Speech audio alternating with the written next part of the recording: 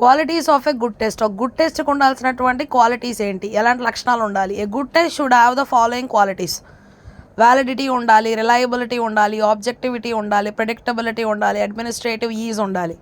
So validity, it is the degree to which a test measures what it is intended to measure. Validity అంటే అసలు మనం దేన్ని ఇందులో తెలుసుకోవాలి అని అనుకుంటున్నాం, ఎంతవరకు వాళ్ళు ఇందులో బాగా ఉన్నారు అని తెలుసుకోవాలి అనుకున్నటువంటి కాన్సెప్ట్ ఏంటి, ఏ రకంగా మనం చేయాలనుకుంటాం. For example, a test on general science meant for measuring knowledge. Okay, so general సైన్స్ని మనం వాడాము అంటే వారికి ఉన్నటువంటి జ్ఞానాన్ని తెలుసుకోవడానికి should measure only knowledge and not other skills like drawing, interest. Okay, so general science గురించి తెలుసుకోవాలి అనుకున్నావు అంటే ఆ యొక్క నాలెడ్జ్ని మాత్రమే నువ్వు ఆ జనరల్ సైన్స్లో నుండే అడగాలి, మళ్ళీ దాన్ని నువ్వు డ్రాయింగ్లోకి వేరే ఇంట్రెస్ట్లోకి తీసుకెళ్ళకూడదు. Reliable, it is the degree of accuracy with what a test measures what it seeks to measure.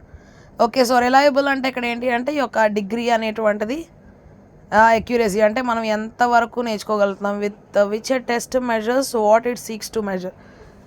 మనం ఏదైనా సరే ఆ యొక్క టెస్ట్ అనేటువంటిది ఎంతవరకు మనం చేయాలనుకుంటాం. In other words, reliability is the consistency of a test yielding the same results in measuring whatever it does measure. Okay, we can say that the test is reliable when it rates the same candidate at the same score even if it is examined by the same or different examiners. Reliability అంటే ఏంటి అంటే ఇప్పుడు ఒక పేపర్ని మనం correct చేసిన తర్వాత అదే పేపర్ని ఇంకొకరికి కూడా ఇచ్చి కరెక్ట్ చేసినప్పుడు అవే మార్కులు వచ్చినాయి అంటే కనుక సో అప్పుడు రిలయబిలిటీ అంటే ఒకలా బాగానే ఉంది అని తెలియజేసేటువంటిది అనమాట.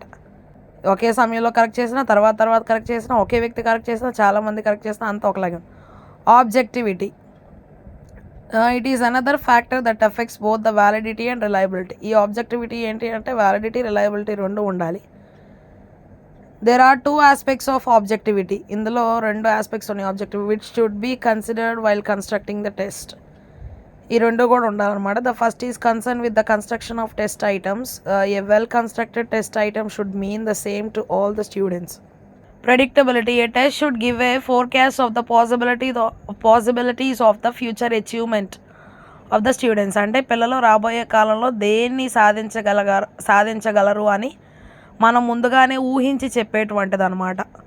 Administrative is, a good test should be easy to administer in all 3 stages: setting, answering, scoring. Administrative is అంటే ఇక్కడ ఏ టెస్ట్ అయినా సరే చాలా ఈజీగా 3 స్టేజెస్లో కూడా చేయొచ్చు అనమాట. అదేంటి అంటే సెట్ చేయడము, తర్వాత ఆన్సరింగ్ రాయటము, దాని యొక్క ఆన్సర్స్, తర్వాత మార్కులు ఇవ్వటం అనమాట.